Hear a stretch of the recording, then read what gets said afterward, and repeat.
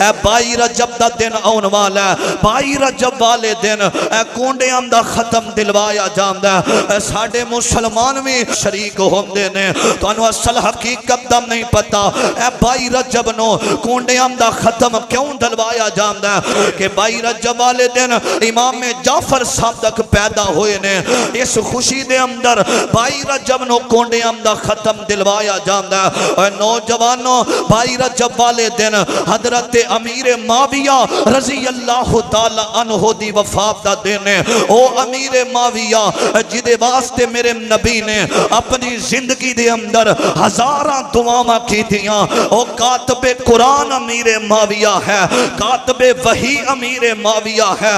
और मेरे नबी अली सलाम दी बीवी सैयदा उम्मे हबीबा दा भाई हजरत अमीर माविया दी वफात दा दिन है। 22 रजब वाले दिन ओदी ओना दी वफात दी खुशी ते ए जालिम कोंडियां दा खत्म दिलवांदे ने।